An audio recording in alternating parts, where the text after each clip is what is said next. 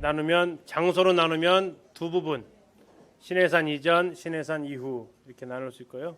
사건으로 잡으면 출애굽과 광야 그리고 시내산 율법과 성막수여 세 개 이렇게 또 나눌 수도 있습니다. 일단 큰 그림을 그리셔야 이제 세밀하게 들어가실 때 감을 좀 잡을 수 있어요. 기록자는 뭐 잘 아시는 대로 모세입니다. 모세. 모세가 태어난 해가 1527년에 태어납니다. BC. 그리고 그의 죽은 해는 출애굽 40년 후인 1406년에 하나님께 부름을 받습니다. 몇 년간 살았어요? 120년간 살았습니다. 그래서 출애굽 연도를 1446 BC 1446년으로 잡기 때문에 1446년에서 40년 하면 1406년 되고, 그리고 나머지 역으로 계산하면 80년 올라가면 1527년에 태어난 것을 알 수 있고요. 사도행 7장 22절에서 모세를 가리켜서 애굽의 모든 학술과 지혜에 능통했다.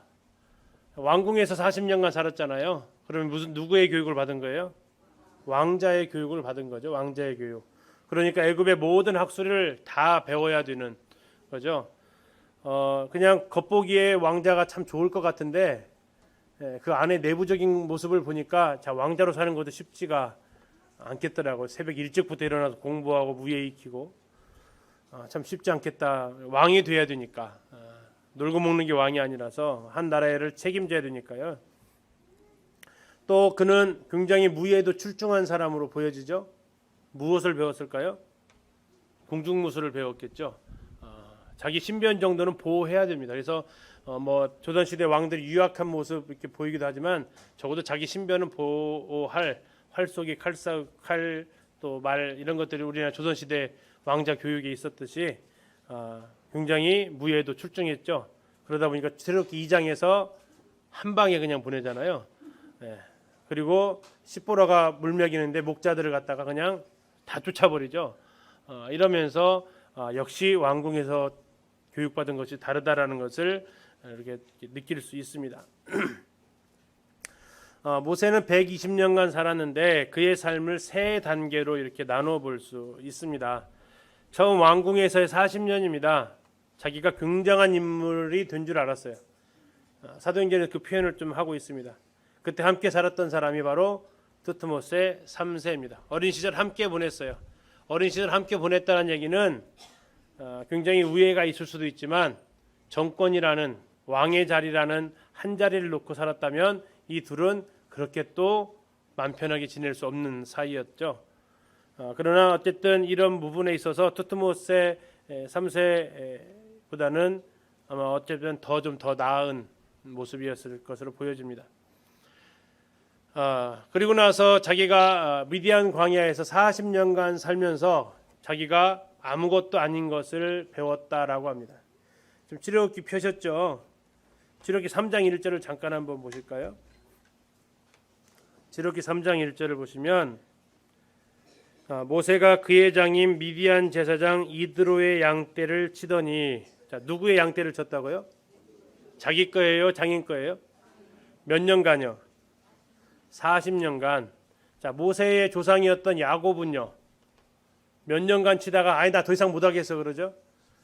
14년간 치다가 지금 내 분기점이 있어야 될 거 아닙니까? 라고 이렇게 당돌하게 얘기한 사람이 야곱이었다면 모세는 진짜 처가살이를 제대로 한 거죠. 40년째 자기 양이 없어요. 40년째. 자기는 정말 이제 뭐 여기서 안 받아주면 갈 데가 없는 거죠. 야곱은 안 받아주면 갈 데라도 있지. 고향으로. 여기는 안 받아주면 어디로 가야 돼? 고향으로 가려면 애굽으로 가야 되거든요. 안 받아주면 이제 꼼짝없이 이제 죽을 상황이니까 40년째 장인 양떼를 치는데 뭐 군소리 없이 쳐야 되는, 그러면서 자기가 정말 아무것도 할 수 없는, 하나님께서 부르셨을 때 몇 번의 핑계를 대요? 5번 핑계를 대요. 5번. 그리고 그 5번 핑계 됨에도 불구하고 갔다가 바로 백성들이나 또 바로가 막 이게 말한 대로 들어주는 게 아니죠. 갔다가 또 와가지고 2번 또 핑계를 또 대요. 토탈 7번의 핑계를 대요. 나 못 오겠어. 정말 못 오겠어요. 이건 뭐 겸손이 아니라 어쩌면 현실이다. 이건 정말 40년간 자기는 그런 사람이다라고 이렇게 살아가게 됩니다. 그리고 나서 40년간 하나님의 도구로 사용되면서 하나님은 누구를 사용하십니까? 굉장한 인물이요, 아무것도 아닌 사람이요. 아무것도 아닌 사람을 사용하신다는 것을 그가 배우게 됩니다. 이때 이제 아메노테 위세랑 10가지 재앙을 가지고 겨루면서 그는 하나님의 어떠하신 분이신 것을 경험하게 되죠. 모세에 대해서 이렇게 요약을 좀 해드렸습니다. 히브리 노예에게서 태어납니다. 아버지의 이름은 아므람, 엄마 이름은 요게벳.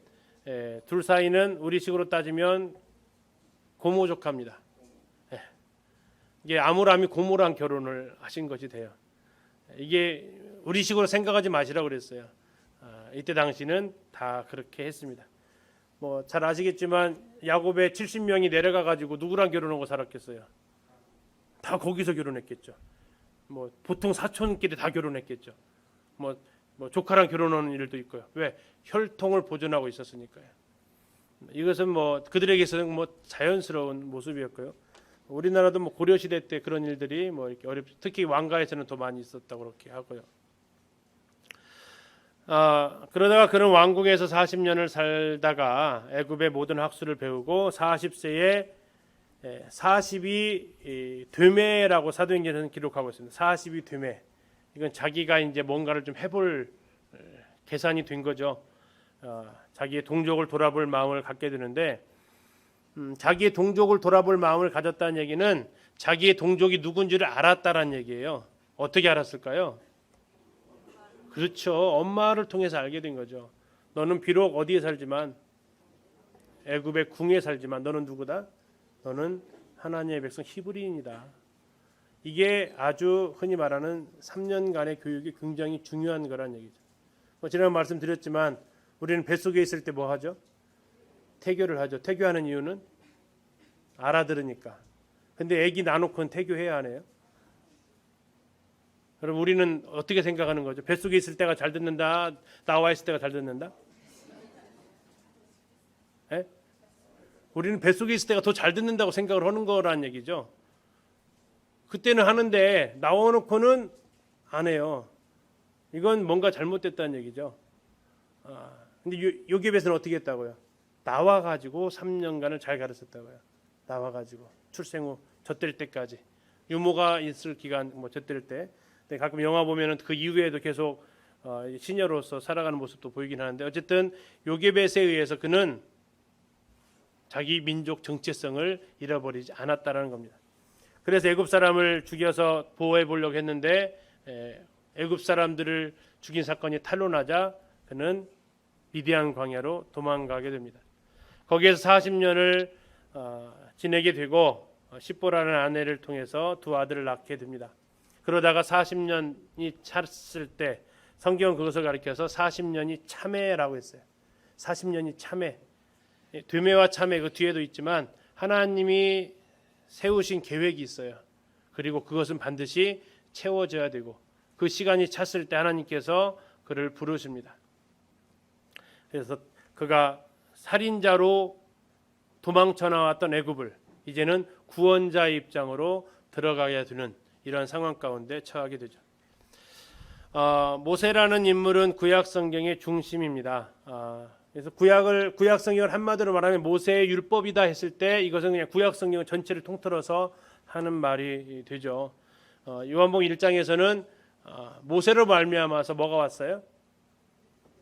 율법이 왔다라고 이렇게 얘기하면서 모세가 바로 구약 신앙의 중심, 신앙의 중심은 믿음의 중심이 아브라함이라면 이 율법과 하나님 말씀의 중심은 모세라고 칭송을 받게 되죠. 특히 이제 예수님 당시에는 바리새인 쪽이 율법의 수호자 역할을 했기 때문에 그들에게 있어서 이 모세는 굉장히 중요한 인물로 또 추앙을 받게 됩니다. 그는 율법의 수령인으로서 구약의 예배 형태를 이제 정착시키는 성막 예배까지 하게 되면서 아주 구약 성경이 중요한 역할을 차지하게 됩니다. 그러다가 그는 어디에서 죽습니까? 느보산에 올라가서 가나안 땅을 다 바라보면서 결국 죽게 됩니다. 모세 일생을 표로 정리한 책이 있어서 스캔을 좀 해봤는데요. 아까 말씀드린 대로 1527년에 태어납니다. 그리고 1406년에 120세의 나이로 그가 죽습니다. 처음 40년, 참 이렇게 나누기도 참 쉽지 않아요. 40, 40, 40, 막 두부 못 자르듯이 그냥 탁탁탁 잘리는데요. 40년간 살았던 곳 왕궁, 그 다음 40년간 살았던 곳 미디안, 다음에 40년간 살았던 곳 광야, 신의 광야, 바란 광야, 뭐 신광야, 에돔 광야, 온갖 땅을 다 이제 두루 섭렵하는 40년이 됩니다. 자, 그러면서 이스라엘 백성들을 젖과 꿀이 흐르는 가나안 땅으로 인도하는 그 중요한 사명을 감당하게 되고, 그러나 죄로 인해서 그는 들어가지는 못하게 됩니다. 언제 썼느냐? 뭐 쉽게 얘기하면 출애굽 이후에 썼다라고 보시면 제일 정확합니다. 그리고 정확한 날짜는 안 나오고 있고요. 출애굽 이후에 썼다. 출애굽 연도가 1446년입니다. 이 기간은 출애굽기 12장 40절에 나와 있는 대로 이스라엘 백성이 430년 후에 들어간 지 430년 후에 이 땅에 430년간 살았다는 얘기죠. 이 기간은 이제 어떻게 잡느냐? 야곱이 들어갔던 기준으로 보통 이게 잡긴 합니다. 요셉이 총리가 되었던 시절에 애굽의 국력이 약했고 외국인들이 여러 요직을 차지했던 시기이고, 그래서 거기에 대한 힌트가 뭐냐면 흉년이 찾아왔을 때 요셉이 곡식을 주는 대가로 뭘 사들여요? 땅을 다 사들여요. 그런 얘기는 다시 말하면 국가의 토지가 별로 없었다는 얘기, 힘이 약했다는 얘기. 그래서 재정을 굉장히 튼튼하게 하죠. 그 이후에 아마 힉소스족이 애굽을 공격했던 것으로 보이고, 그들은 두 번에 걸쳐서 공격을 하는데 이 출애굽기가 시작할 때는 그들이 다시 쫓겨나고 아까 나왔던 아흐모세가 다시 정권을 잡으면서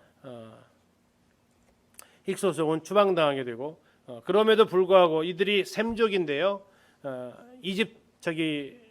야곱의 이스라엘 백성들도 같은 셈족이에요. 같은 셈족이지만 이 힉소스족이 이들을 우대하지는 않았던 것을 보게 됩니다. 그리고 나중에 출애굽기 1장에서 보겠지만 이들이 인구가 불어나면 적하고 내통을 해가지고 우리를 대적할까 두렵다. 그러면 이 아흐모세라는 그 사람이 세운 이 왕조는 같은 셈족인 힉소스하고 이 이스라엘 민족하고 손잡고 애굽을 공격할 것을 두려워한 이런 모습을 볼 수가 있습니다. 출애굽기는 잘 아시는데 엑소도스라고 그러죠. 탈출이라는 뜻을 가지고 있습니다. 이스라엘이 애굽에서 나온 그 사건이기 때문에 굉장히 중요한, 특별히 의미 있는 사건이죠. 성경 그럼 히브리서에서는 무엇이라고 하냐면 출애굽기 1장에 나와 있는 1장 1절에 이렇게 나와 있어요. 이스라엘 아들들의 이름은 이러하니 이렇게 되어 있어요. 그것이 이것들이 그 이름이다라고. 히브리서에서 이름을 딸 때는 어떻게 딴다고요? 그 초반에 나와 있는 그 구절 가지고 따요. 우리 찬송가 제목이 주로 어디서 따요? 가사 첫 줄 이렇게 나와 있죠. 그것처럼 성경책에 이름 붙일 때 히브리어 성경은 어떻게 붙인다고요? 성경 1절의 1 부분을 떼가지고 이름을 붙였어요. 근데 나중에 헬라어로 지으면서 70인역이 나오면서 이름을 붙일 때는 그 성경책에서 중요한 사건을 가지고 이름을 붙여서, 그래서 엑소도스라고 해서 탈출인데 히브리어로는 완전히 다른 이유가 그렇습니다. 그래서 70인역에서 헬라어로 붙일 때는 사건 중심, 또 그 책에서 중요한 것 중심으로 이름 붙였다면 히브리어로는 그냥 처음 구절에서 이름을 붙입니다. 그건 앞으로도 또 동일하게 그렇게 붙여지고요. 요셉에 대해서 아까 말씀드린 대로 나오는데, 바로 이제 18왕조의 출발이 아까 말씀드린 아흐모세, 다음에 트트모세, 아메노텝 이런 사람들이 바로 18왕조 때 출애굽 사건이 일어납니다. 이 출애굽은 크게 두 가지 출애굽설이 있어요. 15세기설하고 13세기설하고. 근데 성경적으로 성경에서 말하고 있는 것은 15세기설이고요. 흔히 고고학자들이라든지 이런 사람들이 주장하는 건 13세기설인데 그것은 그렇게 중요하진 않습니다. 그러나 혹시 그런 얘기 들으면 참고는 하시면, 그런 이야기가 있구나 정도만 아시면 되겠습니다. 자, 이스라엘 백성들이 앞으로 들어가야 될 가나안 땅. 출발점은 애굽, 도착점이 어디예요? 가나안. 근데 그곳은 허벌판이 아니라는 얘기예요. 그곳은 이미 가나안 토착민들이 살고 있었고 아모리인이라고 불려지는 그들이 굉장히 발달된 문화를 가지고 있었어요. 그 고고학자들이 지구상에서 가장 오래된 도시 중에 하나로 꼽는 데가 여리고예요. 여리고는 이스라엘 땅에 해당되는 거고요. 고고학자들은 보통 한 8,000년에서 10,000년 정도까지 잡습니다. 왜냐하면 이것은 진화론 바탕으로 잡기 때문에 인류 역사는 아직 6,000년 이쪽으로 잡는데 그들은 도시의 역사를 8,000에서 10,000년까지 잡아요. 그런데 그 정도로 오래되었다라는 최초의 도시, 하란이라든지 이쪽 여리고가 이렇게 잡을 정도로 그곳은 굉장히 세속 문화가 발달했던 곳이다라는 겁니다. 다음에 그곳에는 이 종교적인 우상 숭배가 굉장히 만연했던 것이고 하나님께서 창세기 15장에서 아브라함하고 약속하시면서 이스라엘 백성들을 이렇게 들어올 때의 기준을 정한 것이 아직 이 땅의 백성들이 아모리인의 죄악이 꽉 차지 않았다라고 표현하고 있어요. 다시 말하면 이제 이스라엘 백성들이 가나안 땅으로 들어갈 때쯤 됐다는 얘기는 가나안 땅의 아모리인의 죄악이 어떻다는 얘기예요. 꽉 차고 있었다는 얘기예요.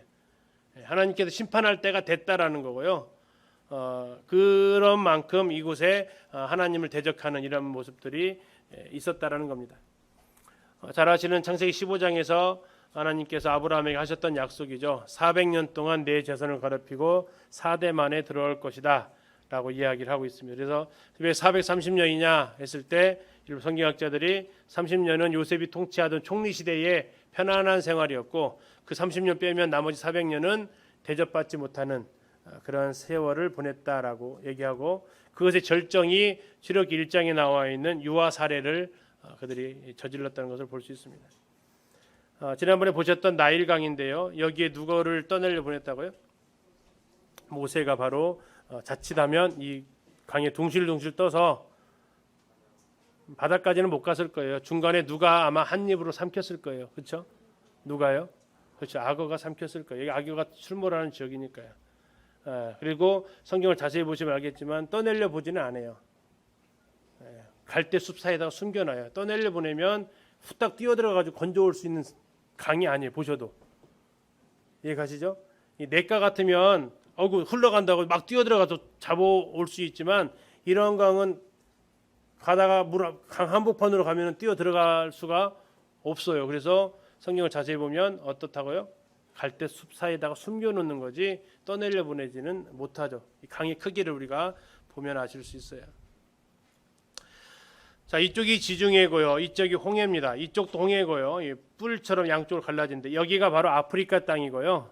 아프리카 땅이고 이쪽이 이집트 땅이 되겠습니다. 여기가 수단이 있는데 나일강은 지금 여기서부터 여기까지 흘러요. 나일강의 모습인데요. 굉장히 긴 강이 이렇게 흘러가고 있습니다. 자, 밑에가 남쪽이고 위에가 북쪽이에요. 자, 어디서 어디로 흘러요? 남에서 북으로 가요? 북에서 남으로 가요? 남에서 북으로 갑니다. 그래서 여기가 우리 학생들 배웠죠. 삼각형 닮았다고 해서 뭐라고 그래요? 삼각주. 모든 토종물이 쌓이는 곳. 그래서 비옥한 농토가 형성되고 이곳에 고센 땅이 있었다는 얘기입니다. 이 나일강은 세계에서 가장 긴 강으로 알려져 있고요. 백강, 청강 막 이렇게 합치면서 여러 빅토리아 호수 그 굉장히 많은 물들이 유입되면서 굉장히 큰 강으로 나와 있습니다. 출애굽기를 왜 썼느냐? 제일 중요한 것은 구속이다. 유월절 사건과 구원. 구속과 구원의 차이점이 뭐예요?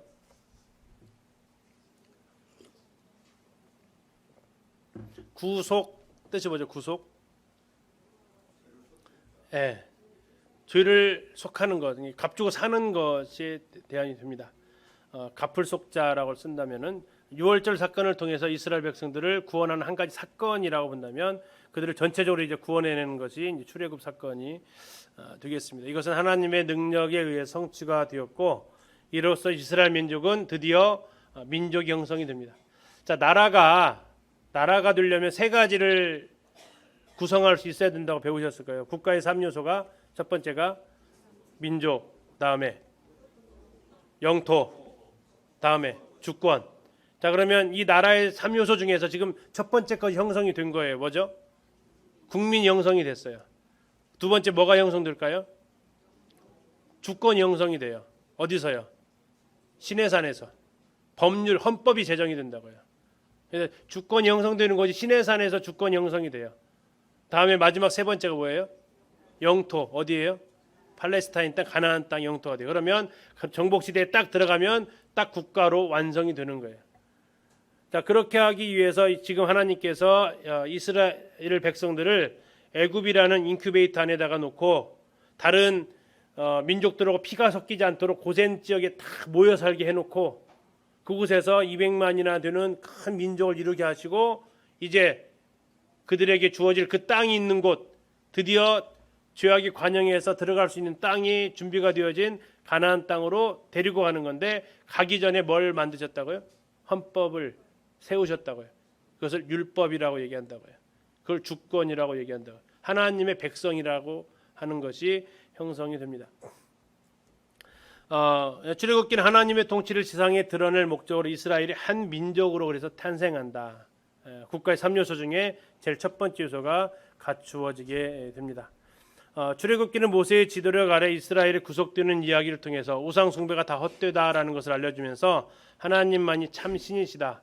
아까 이 말씀은 10가지 재앙이 누구를 심판하신 것이라고요? 애굽의 신을 심판하시는 것이라는 것에 배경을 두고 있습니다.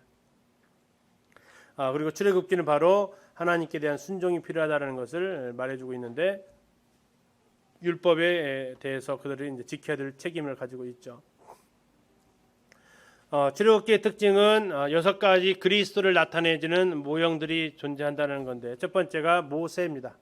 신명기 18장 15절에서 뭐라고 말했냐면 나와 같은 선지자라고 얘기하고 있습니다. 하나님께서 앞으로 나와 같은 선지자를 보내실 것이다 얘기를 해요. 이것이 요한복음 1장에서 이스라엘 백성들이 바리새인들이 유대인들을 보내면서 세례 요한한테 물었던 질문에 나타나 있어요. 세례 요한한테 보내면서 뭐라고 물어보죠? 네가 메시아냐? 아니. 그러면 두 번째 질문이 뭐예요? 네가 그 선지자냐? 요한복음 1장에서 물어보고 있어요. 네가 뭐라고요? 그 선지자냐? 그러면 거기서 말하는 그가 뭐예요? 그 모세가 보내기로 했다고 했던 그 선지자냐? 그래서 그 선지자냐라는 이 단어는 신명기 18장 15절을 받아주고 있다고요. 모세와 같은 선지자가 온다고 분명히 예언되었는데 네가 그럼 그 선지자냐? 그때 세례 요한이 대답이 뭐예요? 나는 아니야. 누구예요? 그 선지자가? 예수님이라고요. 그러니까 세례 요한은 아니라고 해야죠. 그 선지자가 바로 모세가 되고요. 두 번째는 이제 유월절을 통해서 고린도전서 5장 7절에서 그리스도께서 유월절 어린 양이 되셨다라고 얘기하고 있습니다. 이스라엘 백성들을 구속하는 그 사건의 희생 제물이 되셨다라는 것을 말해주고 있고요. 세 번째는 이제 출애굽과 관련되어져서 이 고린도전서에서 이 침례를 통해서 출애굽과 연결시켜주고 있는데, 바로 이것이 예수 그리스도께서 우리를 이제 완전히 신분을 변화시켜 주시는 모습과 연결되어지고 있습니다. 네 번째로 만나, 요한복음 6장에서 얘기하고 있죠. 나는 하늘에서 내려온 만나다라고. 너희 조상들은 이 만나를 먹고 죽었지만 나를 먹는 자는 영원히 죽지 않는다고 얘기하시면서 또 생수로서 자신을 표시하십니다. 그리고 우리가 다음에 좀 더 자세히 배우게 될 성막을 통해서, 성막은 전체가 예수 그리스도의 모습을 드러내주고 있어요. 크게 7가지의 모습이 들어있는데 문을 통해서 들어갑니다. 문 들어가면 뭐가 있어요? 번제단이 있습니다. 번제단 지나가면 물두멍이 있고, 물두멍 지나가면 성소와 지성소가 있습니다. 성소 안에 3가지의 기물이 있습니다. 오른쪽에 들어가면 떡상이 있습니다. 그 맞은편에 등대가 있습니다. 바로 앞에 향단이 있습니다. 향로가 있습니다. 그리고 이제 그 사이에 휘장이 있고, 휘장 뒤에 언약궤가 있습니다. 이 7가지예요. 문, 번제단, 물두멍, 떡상, 촛대, 향로, 언약궤. 이 전부가 예수 그리스도를 신약에서 설명해주고 있는 모습을 우리는 이제 다음에 성막 공부하실 때 좀 보도록 하겠고요. 다음에 대제사장이 우리 주 예수 그리스도를 보여주고 있는 이러한 모습들. 처음에 이제 공부할 때 말씀드렸지만 구약 성경은 누구에 대해서 말하고 있는 책이라고 그랬어요? 앞으로 오시게 될 메시아에 대한 책이다라고 했어요. 예수님께서 자기에 관한 모든 것을 자세히 설명하셨다라고 얘기하셨다고 했죠. 또 요한복음 5장 39절에서 성경은 누구에 대해서 증거한다고요? 내게 대하여 증거한다라고 했어요. 예수 그리스도에 대해서 증거하는 것이 뭐라고요? 성경이라고 말씀하고 있습니다. 여기서 성경은 구약이에요, 신약이에요? 구약 성경이죠. 그래서 구약 성경은 예수 그리스도에 대해서 말하고 있는 책이다라고 하시면 되겠습니다. 다음에 10가지 이적이 나와 있고요. 플러스 1으로 홍해 건넌 사건, 그래서 구원과 관련되어진 이런 11가지 사건이 있고 그 과정 속에서 이제 또 여러 가지 일들이 있습니다. 율법과 성막 굉장히 중요한 위치를 차지하고 있습니다. 출애굽기 40장에서 거의 반절 정도가 바로 이 이야기입니다. 특별히 율법보다는 성막을 더 많이 자세하게 언급을 하고 있고 율법은 레위기에서 자세하게 언급을 해주고 계십니다. 출애굽기는 이스라엘 민족이 어떻게 출애굽을 했는지 그리고 이 출애굽은 예수님께서 변화산에서 언급을 하십니다. 누가복음에 가면 거기에 대해서 엑소도스가 나와요. 예수님께서 이 땅을 떠나시는 것을 출애굽과 비유를 하고 계시기도 합니다. 어떻게 하나님의 언약 백성이 되었고 어떻게 하나님의 임재와 역사하시는지를 알게 되기 위한 책이고요. 자, 아까 말씀드린 대로 출애굽기는 장소로 따지면 세 군데라고 말씀드렸어요. 첫 번째가 애굽입니다. 두 번째가 광야에서 시내산 갈 때까지 홍해 건넌 다음에 시내산 갈 때까지 다음에 어디까지요? 시내산에서 두 가지를 받게 됩니다. 성막 율법과 성막. 1장에서는 그들이 학대받고 있는 모습, 그때 그들을 구원하기 위해서 하나님께서 모세를 부르시는 모습, 그리고 10가지 재앙을 통해서 그들을 심판하시고 마지막 10번째 유월절 재앙으로 그들을 애굽에서 건져내십니다.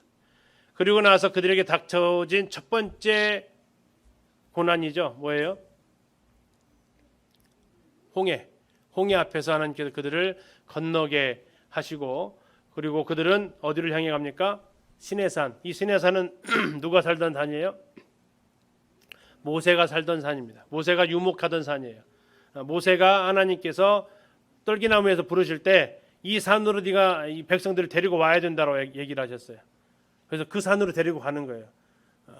그래서 모세는 목적지가 분명했어요. 일단 시내산까지는. 이건 출애굽기에서 이미 하나님께 약속을 하셨어요. 여기까지로 와야 된다라고. 그리고 그곳에서 하나님께서 모세를 부르셨던 것과 같이 이스라엘 백성과 언약을 맺으시는 것이 율법과 성막이 됩니다. 그런데 문제가 바로 그 사이에 성막과 성막 사이에 금송아지 사건이 끼어들어왔다는 얘기예요. 이건 우리에게 교훈을 준다고 말씀드렸죠. 율법 가지고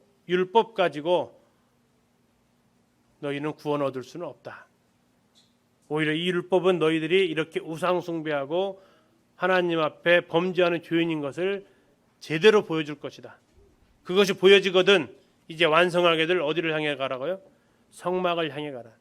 연대기 복음을 전할 때도 마찬가지예요. 이것은 성막을 따로 얘기하시면 안 돼요. 성막은 누가 찾아가는 곳이라고요? 죄 지은 사람이 찾아가는 거예요. 무슨 죄 지은 걸 뭘로 알게 돼요? 율법을 통해서 알게 돼요. 그래서 연대기 복음 하실 때 순서가 뭐냐면 십계명 다음에 뭐가 나와요? 성막이 나온다고요. 그래서 연대기 하실 때 십계명 통해서 뭘 만들어 놔야 돼요? 죄인 만들어 놔야 돼요.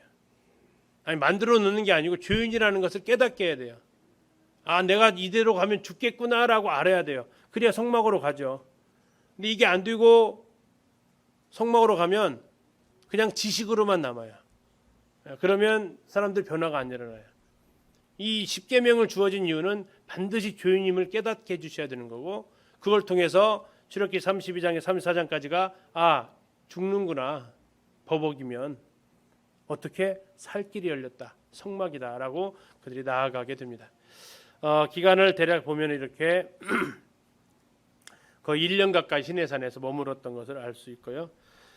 출애굽기 1장부터 40장까지 있는데 그 내용들은 아까 말씀드린 대로 모세를 부르시는 장면이 초반 4장까지 나오고 다음에 바로 앞에 서서 애굽을 심판하시는 내용이 이렇게 나오는데 이게 10가지 재앙입니다. 자, 첫 번째 무슨 재앙이에요? 나일강이 피가 되고요. 그 다음에 개는 개구리, 이는 그냥 이고요. 파리. 이제 우리 성경으로는 이 파리로 되어 있는데 아마 딱정벌레일 것이다라고 얘기를 합니다. 어쨌든 우리 번역된 성경 가지고 할게요. 파리. 네 번째는 돌림병, 전염병, 악성 종기 이렇게 얘기하죠. 다음에 종기. 다음에 우박, 메뚜기, 흑암. 몇 가지의 총? 9개. 자, 9개의 재앙이 있으면서 마지막에 하나 남았죠. 11장에서 경고하고 12장에서 실행이 됩니다. 그만큼 중요한 재앙이라는 얘기죠. 그걸 통해서 이스라엘 백성들이 출애굽을 하게 되고 출애굽과 동시에 구름 기둥과 불 기둥이 나타납니다. 이게 어디에서 나중에 계속 거하게 되죠? 성막에서는 이제 거기에 임재하게 되고요. 구름 기둥과 불 기둥이 성막 후에 나타나는 게 아니라 이스라엘 백성이 출애굽 이후에 하게 되고, 흔히 우리는 이것을 성령의 인도하심으로 분별을 합니다. 그래서 구원받은 이후에 바로 성령 인도하심을 따라 살게 되는데 처음 겪게 되는 것이 홍해를 맞닥뜨리는 거죠. 그래서 보통 우리가 침례식 받고 난 다음에 뭘 경험합니까?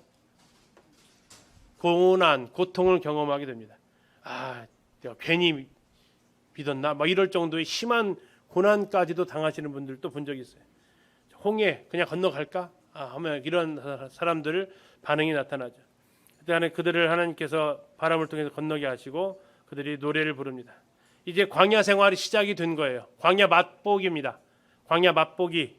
근데 바로 불평하죠. 물 없어. 그래서 마라. 다음에 뭐 먹어? 만나. 다음에 고기는 메추라기 하면서 계속해서 그들이 원망하기 시작합니다. 근데 이것이 전부 다 하나님이 뭐 하고 계셨다고요? 세고 계셨다고요. 마라 1번, 만나 2번, 고기 3번 해서 어디까지? 가데스 바네아까지 10번. 마치 십계명 엉인 것처럼 딱 10개를 딱 그들이 채우게 돼요. 17장에서 아말렉과 처음 전투를 합니다. 이때 등장하는 사람이 여호수아가 등장을 하고요. 이드로의 방문은 19장하고 순서가 바뀌어 있어요. 장수로는 이드로의 방문이 먼저 나와 있지만 시간순으로는 19장이 먼저예요. 시내산에 도착했을 때 찾아와요. 이해가시죠? 근데 이제 중요한 것은 왜 그럼 바꿔놨을까요? 왜 바꿔놨을까요? 앞으로 시내산에서 전개될 것이 굉장히 중요하니까 이들로 방문해가지고 여기에 대해서 관점을 흐려버리면 안 돼요. 그래서 시내산에 도착은 19장에 하는데 18장 이미 이들을 방문을 시켜요. 이것은 순서적으로서는 바뀌어 있는 거예요. 그런데 19장이 성막 그 율법과 성막 받으러 가는 그 장면이 워낙 장엄하고 워낙 중요한 장면이에요. 그래서 나중에 기록이 되어 있어요. 모아가지고 19장부터 18장이 역사적인 순서로는 19장 뒤에 있습니다. 그것만 좀 알아주시면 되겠고요. 19장부터 40장까지는 아까 했던 대로 이 장면이 쭉 연결이 되어져 있어요. 율법과 관련되어져서 19장부터 24장까지가. 그리고 25장부터 31장까지는 성막의 설계도, 누가 할 것인지, 뭘 만들 것인지 여기에 대한 자세한 설명이 나와 있어요. 그리고 32장부터 34장까지는 율법이 전해졌는데, 율법이 전해졌잖아요. 이 율법이 전해졌는데 이대로 가다가는 어떻게 된다고요? 죽는다라는 것을 보여주는 대표적인 사건이에요. 그리고 살 길이 열렸다. 성막이다 빨리. 그래서 성막을 만들죠. 이건 실행입니다. 성막의 실행. 그래서 이 구조가 율법, 성막, 율법, 성막이에요. 율법을 주시고 성막 주시고 율법 줬는데 죽음이고 살 길은 성막이고. 그래서 굉장히 간단해요. 그래서 크게 나누면 출애굽하는 과정, 시내산까지 가기까지의 불평, 시내산에서 율법과 성막을 주심, 그러면 출애굽기가 어떻게 된다고요? 끝난다고요. 쉽지요? 반응이 어렵다라는 반응이십니다. 출애굽기 40장인데 굉장히 간단한 큰 그림을 일단 보셔야 된다. 큰 그림. 1장부터 어디까지요? 어디까지요? 홍해 앞에까지. 홍해 건너서까지. 15장에서 노래 부르는 것까지.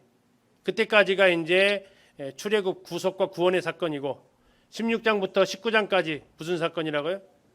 광야 민지 체험. 광야에서 불순종을 연습하는 건 아닌데 어쨌든 불순종의 그 삶. 그러다가 19장에 딱 어디 도착했다고요? 시내산에 딱 도착. 시내산에 도착해서 언약을 맺은데 그 언약이 무슨 언약이라고요? 율법 언약, 시내산 언약, 율법 언약, 십계명 언약 24장까지. 그리고 그것만 주면 죽으니까 또 하나 뭐 주셨다고요? 성막 25장부터 31장까지 성막에 대한 설계도 이렇게 지어라라고 주시는 거예요. 그리고 나서 하나님께서 언약하신 그 율법을 가지러 올라가요. 32장부터 그 나와 있는 그 31장까지 나용에 근데 딱 내려가려고 하는데 하나님 말씀하세요. 야 가봐라 좀 시끄럽다. 몰라서 그런 게 아니고 야 이거 너 일단 들고 가봐라 하는데 모세가 들고 오다가 어떻게 해요? 깨버리죠. 왜 깨버려요? 이거 들고 갔다는 다 죽는 거예요. 들고 가다가 그냥 깨버려요. 그리고 나서 하나님께 속한 지파 나와라 했을 때 누가 등장해요? 레위 지파가 등장해요. 레위 지파가 등장해서 어떻게 합니까?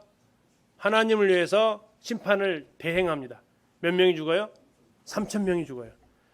오순절 성령 강림 때 모세의 베드로의 설교를 통해서 몇 명이 구원받아요? 몇 명이 침례받아요? 3,000명이 침례받아요. 이것은 두 개의 굉장히 대조적인 사건이에요. 율법이 임했을 때 몇 명이 죽었다고요? 3,000명이 시내산에서 죽어요. 성령께서 내리셨을 때 몇 명이 침례받아요?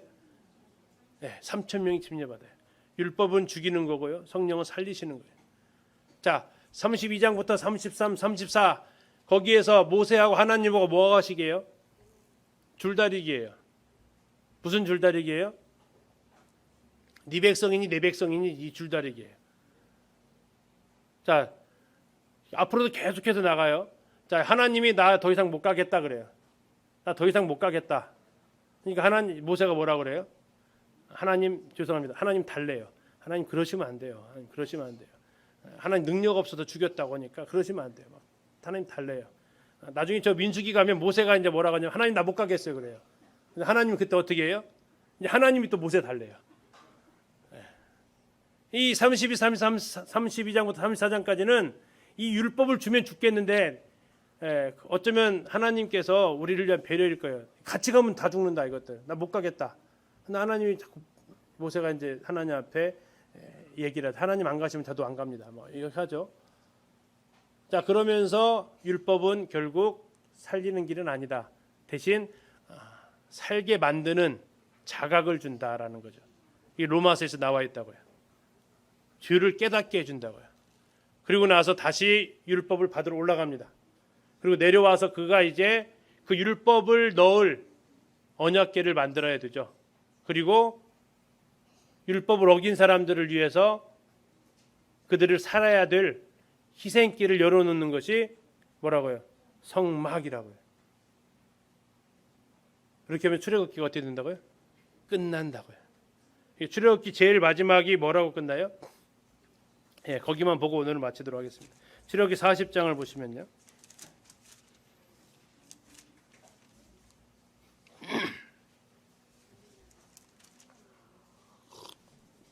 먼저 40장 1절 보세요.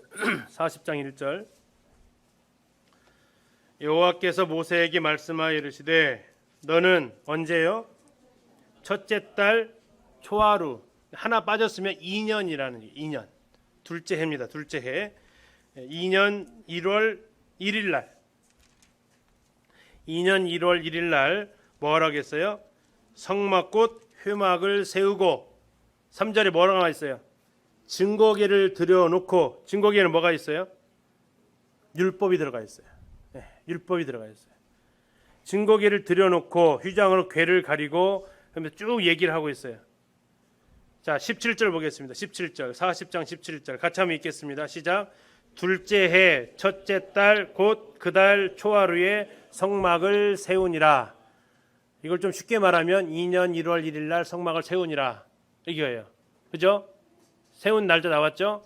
자 34절 보겠습니다. 34절 구름이 회막에 덮이고 뭐가요? 여호와의 영광이 성막에 충만했다. 이걸 가리켜서 쉐키나라고 한다고요. 여호와의 영광이 충만한 이 모습을. 그래서 2년 1월 1일 날 성막이 완성이 되면 뭐가 끝난다고요? 출애굽기가 끝난다. 이제 큰 그림 그려지셨나요? 자, 출애굽하고 홍해 건너고 시내산까지 가면서 있었던 사건들 기록하고 시내산에서 율법하고 뭐 받아요? 성막 받았는데 율법 들고 내려왔더니 금송아지 섬기고 있어서 금송아지 깨버려 가지고 그들을 심판하고 다시 받아왔고 그리고 뭘 지어요? 성막을 지어요. 그리고 성막이 2년 1월 1일 날 완성이 되면서 뭐가 끝나요? 출애굽기가 끝나요. 쉽죠? 쉽지 아직도 안 나오네. 자, 쉬우셔야 돼요. 이 어렵다고 생각하시면 미리 지시는 거예요. 성경은 알아먹게 써놓으신 거라고요. 우리가 충분히 알아듣게 써놓으신 거니까 이게 다음 주부터는 출애굽기 1장부터 차례대로 또 살펴보도록 하겠습니다. 김영재님 기도해 주시고 마치겠습니다.